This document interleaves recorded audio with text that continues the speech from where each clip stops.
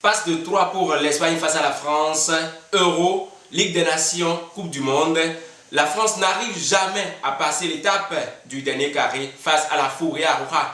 Eh bien, dans la soirée du mardi dernier, les Espagnols ont encore eu raison de cette belle équipe française qui depuis le début de ce mondial réalise une Coupe du Monde en paix, parfaite, exempte de tout reproche. Mais face à Luis de la Fuente et ses poulains, on va peut-être compter sur Oyarzabal, on va compter sur Pedro Porro pour complètement éteindre Kylian Mbappé et ses partenaires. Il faut attendre la 22e minute pour assister à l'ouverture du score sur penalty de la Furia Roja. Penalty provoqué par qui? Devinez, le prodige Lamine Yamal.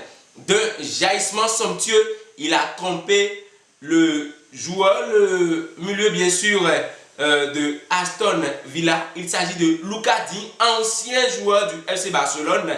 Jaillissement qui a permis à Lamine Yamal de provoquer la faute sur le côté droit pour obtenir un penalty somptueusement transformé par Oyarzabal.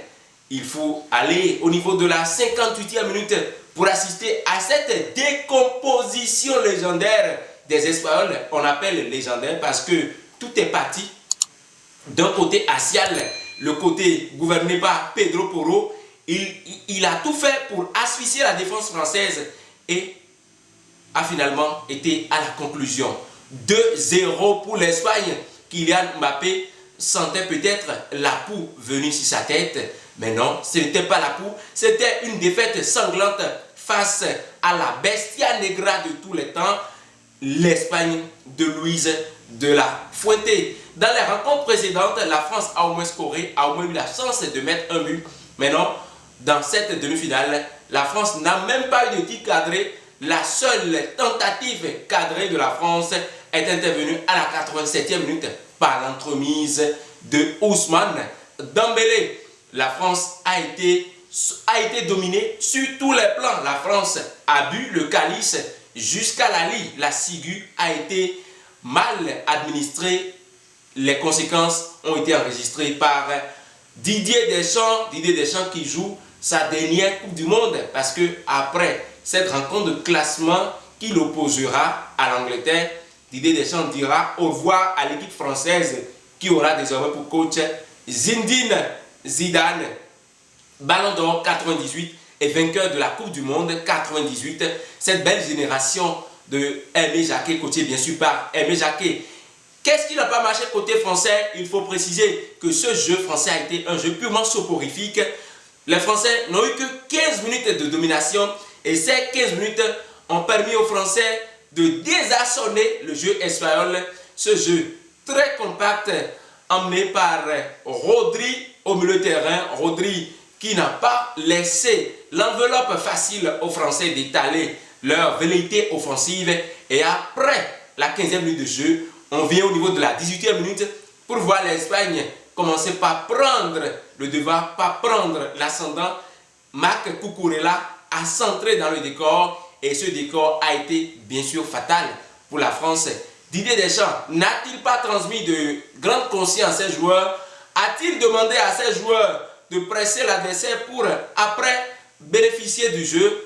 Peut-être qu'il a demandé à ses joueurs de presser l'adversaire pour envoyer des dernières passes à Kylian Mbappé. Kylian Mbappé qui ne bénéficiera jamais de ces dernières passes au niveau des demi-finales de la Coupe du Monde 2026. La faute à une grande Espagne, la faute à un jeu espagnol solide, technique, compact, la faute à un bloc haut espagnol qui n'a pas seulement défendu, mais qui a mené les tendances de la 18e minute jusqu'à la 90e minute. Et que dire de cette somptueuse réalisation de Lamine Yamal refusée? Eh bien, pour certains, il n'y a pas pénalty pour le prodige à la 61e minute. Mais bien, si vous voyez l'action, Lamine Yamal semble être au niveau. Il n'y a pas bien sûr hors-jeu, excusez pour peu. Si vous voyez bien l'action, vous allez constater que l'épaule de Lamine Yamal est de justesse dans la ligne du hors-jeu.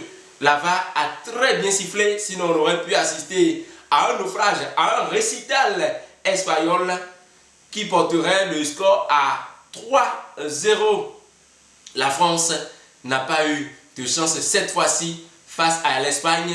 Eh bien, Lamine Yamal avait alimenté les rumeurs, avait alimenté les réactions sur la toile. Il a dit, je cite, « Nous sommes les seuls pouvant battre cette équipe française ». C'était peut-être une hypothèse lancée, une hypothèse rassurante.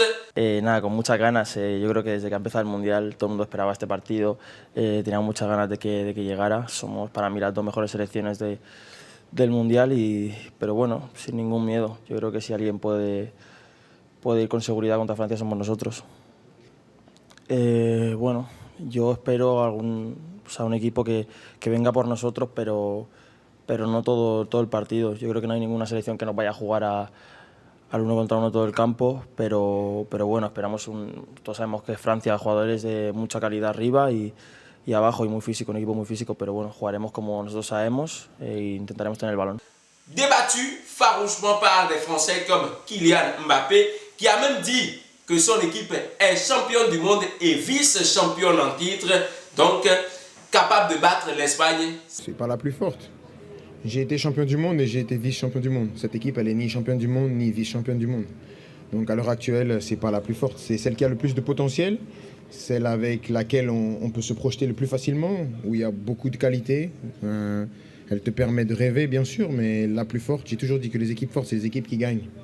Et jusqu'à preuve du contraire, je vois pas de coupe dorée à côté de moi, donc c'est pas l'équipe la plus forte. Capable de battre l'Espagne, c'est sans connaître ce jeu espagnol développé depuis l'Euro 2024 par Luis de la Fuente. L'Espagne qui joue un football d'abord de décomposition de l'adversaire. L'Espagne ne va pas en attaque comme ça. L'Espagne essaie de construire, de faire sortir l'adversaire, et c'est ce qui a permis à Dani Olmo d'être le meneur de sa formation. Il faut préciser que Dani Olmo, depuis le début de cette 23e joute internationale des Nations Coupe du Monde, bien sûr, est en train de nous montrer un talent hors pair, une réalisation somptueuse d'un garçon qui est parti de nulle part, formé au FC Barcelone. Il s'est cherché en Croatie, retour bien sûr dans le top 5 européen grâce à sa signature à Leipzig. Il est revenu au FC Barcelone aujourd'hui. Il est le ténor, le maître à jouer de sa formation espagnole. Qu'est-ce qui, côté français, n'a pas permis à Kylian Mbappé de scorer, de mettre une 9e réalisation peut-être à Ryan Cherki de débloquer le jeu, ou encore à Désiré Doué de permettre aux Français de mieux se projeter, ou à Olysée d'envoyer des dernières passes. Il faut dire que dans le jeu, on n'a pas senti l'impact de Michael Olysée, ou encore Michael Olysée a été en griffe, était l'Espagne en grande pompe, l'Espagne en grande forme. Depuis l'élimination du Portugal, beaucoup donnaient faveur à l'Espagne. Et face à la Belgique, le jeu espagnol timoré face aux Belges n'a pas pu donner beaucoup de pronostics. Et oui, l'Espagne s'est corrigée, l'Espagne s'est relancée. L'Espagne a été clinique face au coq sportif français. Zinedine Zidane prendra les rênes de l'équipe française dans les prochains jours. Zinedine Zidane, ancien coach du Real Madrid, ancien coach et légende d'ailleurs du club merengue, ancien international français pour avoir gagné la Coupe du Monde 98, Ballon d'Or 98, finaliste malheureux en 2006, expulsé bien sûr dans le jeu, qu'il vous souvienne, avec ce coup de tête laissé à Marco Materazzi, qui continue toujours d'alimenter les polémiques puisque les deux joueurs ne se saluent jamais à cause de cette tension sportive depuis 2006. Il a aujourd'hui un groupe de jeunes requinqués, il a aujourd'hui un groupe de jeunes expérimentés pouvant faire l'affaire. N'Golo Kanté, le grand perdant de cette Coupe du Monde. Est-ce à dire que cette affaire entre Kylian Mbappé et lui, cette affaire de brassard, est en train de peser sur N'Golo Kanté? Peut-être inutile de l'affirmer, mais dans le jeu, on constate clairement que Didier Deschamps a laissé le maître à jouer, l'ancien maître à jouer de Leicester, l'ancien maître à jouer de Chelsea, et a préféré tourner au milieu de terrain, a préféré tourner le jeu avec Lucas Digne, avec Tchouaméni, ce qui a été fatal avec Olysée. Bien sûr, N'Golo Kanté n'a plus sa chance en équipe de France. N'Golo Kanté ne pouvait-il plus jouer en équipe de France? Eh bien, N'Golo Kanté pouvait bien évidemment évoluer en équipe de France parce que, étant joueur clé de Al-Ittihad, il est revenu scier en Turquie. Et quand on connaît un peu ces joueurs-là qui ont joué, qui ont évolué dans des championnats en griffe dits de seconde zone, comme les championnats saoudiens, comme les championnats américains et autres, et qui reviennent en Europe, N'Golo Kanté est encore en grande forme pour évoluer dans cette équipe française. On ne lui a pas donné sa chance. Aujourd'hui, N'Golo Kanté fait les frais d'une sélection en rade, d'une sélection qui mise sur la vitesse offensive de Kylian Mbappé. N'Golo Kanté qui peut-être aura des remords, mais se dira, si j'étais dans le jeu, j'aurais pu changer quelque chose dans la tactique de Didier Deschamps. Didier Deschamps, certainement, à qui je tire, j'envoie une vraie reconnaissance, un respect absolu. Didier Deschamps, pour avoir été vainqueur 98 en tant que joueur, vainqueur en tant que coach de la Coupe du Monde en 2018, finaliste malheureux en 2022, aujourd'hui demi-finaliste. Que voulez-vous d'une sélection française? Que voulez-vous d'une sélection qui aujourd'hui fait la fierté du continent européen, fait la fierté du peuple français? Eh bien, la France sera face à une équipe qu'elle maîtrise bien, à un sujet qu'elle a dominé en 2022 en quart de finale. Devinez de qui s'agit-il? Il s'agit des Three Lions anglais, des Three Lions coachés par Thomas Tuchel. Ah ouais, l'Angleterre rentrera les larmes au fond de leurs yeux, les larmes dans leur cœur, les larmes dans leur paume de main pour avoir mené à la 55e minute et pour avoir été tué dans le jeu. L'Angleterre ne s'est plus remise dans le football depuis la 85e minute au grand bonheur de l'Albi Céleste Argentine.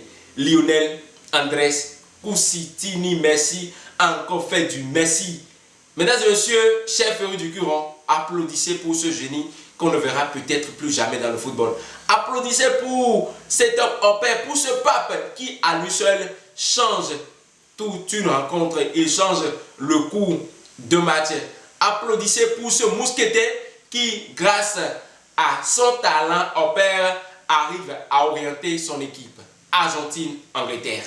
Les pronostics allaient bon train pour l'Angleterre, mais grâce à notre équipe, grâce à l'équipe bien sûr de Oracle Foot, les investigations côté internaute et bien côté intelligence artificielle nous ont permis de comprendre que même l'intelligence artificielle donnait une victoire 2-1 pour l'Argentine. Ah oui, c'était encourageant, c'était bon. Les Anglais n'ont eu droit qu'à 50 voire 51 minutes de jeu pour complètement assommer la défense argentine, pour détourner le bloc argentin. Et oui, après cela, on a constaté un repli défensif, un mauvais repli de la formation Three Lions. Qu'est-ce qui n'a pas marché? Est-ce les consignes de Thomas Tuchel? Eh bien, à l'écouter en conférence de presse, on a compris que c'est lui-même qui a décidé d'évoluer avec les centraux comme il a dit, parce qu'il a fait des changements purement défensifs. L'entrée du défenseur colosse, le colosse de 2 mètres, Dan Burn. L'entrée, bien sûr, le repositionnement de Ezri Konsa n'a pas permis à l'Angleterre de pouvoir contenir le score 1-0 et se qualifier pour la finale. Dommage, bien sûr, si on sentait un peu à ces propos accusateurs, à ces propos dévastateurs de Joe Collet, à ces propos dévastateurs même de Thomas Tuchel et même à ces propos provocateurs de Jude Bellingham, on comprend aisément que les Anglais sont passés à côté de leur demi-finale. Ah ouais, l'Argentine, la grande Argentine, la Scaloneta Argentina Nation. Lionel Andrés Messi, quand vous avez Messi, quand vous avez Cristiano Ronaldo, ah ouais, quand ces deux bêtes sont dans le jeu et que l'arbitre n'a pas encore sifflé la fin de la partie, ne vous remettez pas à jubiler, ne vous mettez pas à jubiler, sinon ça peut vous tomber dessus. Et l'action est tombée sur l'Angleterre hier. Lionel Messi, après l'entrée de Rodrigo de Paul, cumulée à celle de Nico Gonzalez, on a constaté que Messi a laissé le milieu de terrain à Enzo Fernandez qui sera buteur quelques instants après pour se mettre sur le côté droit. il s'est associé à Rodrigo de Paul. Et ces deux messieurs ont commencé par envoyer des centres millimétrés. Des centres millimétrés dans le parquet anglais. Des centres millimétrés. On a constaté que le gardien anglais a eu à faire des parades. Il a fait des claquettes. Ses actions défensives n'ont pas suffi. Ces actions défensives n'ont pas été d'un grand soutien puisque l'Argentine égalisera d'une frappe pleine lucarne de qui Enzo Fernandez, le joueur qui évolue à Chelsea. Il connaît très bien Jordan Pickford parce que Pickford, lui, il évolue dans la formation de Everton. Bien sûr, ce sont des joueurs, ce sont des internationaux qui se côtoient dans le championnat local anglais. Vous voyez un peu de quoi je veux parler. Enzo Fernandez qui a tenté une première frappe loin, un peu loin de cette zone, frappe détournée par Jordan Pickford. Après, Enzo Fernandez est revenu à la lisière de la surface de réparation, a envoyé une frappe pleine d'asse. Et cette fois-ci, Jordan Pickford a constaté les dégâts. Un but de chaque côté.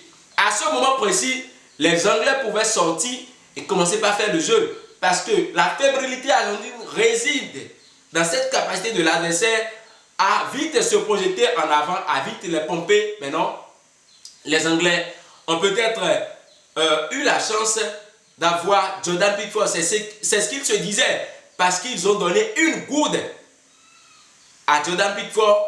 Cette goude contenait autour d'elle un papier. Et ce papier avait les noms de Lionel Messi, de Julián Alvarez. Des noms en tout cas des tireurs de tir au but.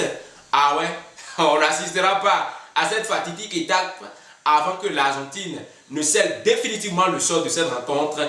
2-1 à la 92e minute. Un remplaçant a aussi fait la fête. Lautaro Martinez, le joueur de Inter Milan, a donné la victoire comme face à la Suisse à l'Argentine face aux Anglais. Silence plat, silence radio, consternation au stade Mercedes-Benz Arena. Ah oui, regret, pleurs sur pleurs, gémissement, frémissement. L'Angleterre va disputer la troisième France face la troisième place face à la France. Excusez-moi pour ce lapsus lingué. La troisième place face à la France de Kylian Mbappé. Le duel tant attendu dans ce mondial se dessine et s'est dessiné. Lionel Messi sera face peut-être à son héritier Lamine Yamal, son père, qui a très bien dit, Nazraoui qui a dit: je ne me suis pas déplacé à Dallas pour observer Lamine Yamal, pour le soutenir, parce que je suis épileptique. Quand les émotions sont fortes, seuls les durs résistent. C'est ce qu'on a compris dans cette révélation du père de Lamine Yamal. Ah oui, Lamine sera face au père aujourd'hui du football, au GOAT, au greatest of all time du football, Lionel Andrés Messi. Et ce sera dimanche prochain, dimanche 19 juillet 2026 à 20h au MetLife Stadium, là où même tout a failli se clôturer, tout a démarré pour Messi en 2016, qu'il vous souvienne que lors de la Copa, finale de la Copa, perdue par l'Argentine face au Chili, Lionel Messi a dit: aujourd'hui, je prends ma retraite internationale. MetLife Stadium, stade de rêve pour les stars, stade de rêve pour les grands joueurs. Qui vous souviennent l'épopée Neymar, aujourd'hui l'épopée Messi. Ah ouais, Messi va-t-il soulever un titre au MetLife Stadium? La réponse nous sera donnée dimanche prochain par cette vaillante formation de l'Albi Céleste, coachée par Lionel Scaloni, qui aura face à lui son maître. Ah oui, nous disons maître, et pour beaucoup on se demande si c'est maître ou quoi. Lionel Scaloni a eu pour enseignant, lorsqu'il était dans son cursus d'entraîneur, Luis de la Fuente. Aujourd'hui, Luis de la Fuente, sélectionneur de l'Espagne, Lionel Scaloni, sélectionneur de l'Argentine. L'élève a peut-être dépassé le maître sur un plan. L'élève a déjà une Coupe du Monde. L'élève a plusieurs titres, mais un élève ne dépasse pas un maître. l'élève fait la fierté du maître Lionel Scaloni, fait la fierté de Luis de la Fuente. Il aura à mettre sur tapis les connaissances reçues de ce grand monsieur du football espagnol. Finale Coupe du Monde, bien sûr, ce sera dimanche prochain. On reviendra dans nos prochaines vidéos sur de plus amples informations concernant la 3e place et concernant la finale. L'essentiel à dire ici, première demi-finale, France-Espagne, victoire de l'Espagne 2-0 face à la France. Seconde demi-finale, Angleterre-Argentine, victoire au bout du bout de l'Albi Céleste Argentine, 2-1. On a donc l'affiche de la 3e place et l'affiche de la finale. N'oubliez pas de vous abonner à la chaîne, d'activer la cloche de notification et surtout de liker nos vidéos pour être aux aguets de nos publications sportives palpitantes. Eh bien, le football revient d'ici là sur l'oracle du foot. Eh bien, le football se vit en exclusivité sur cette chaîne exclusivement dédiée au sport. Ciao!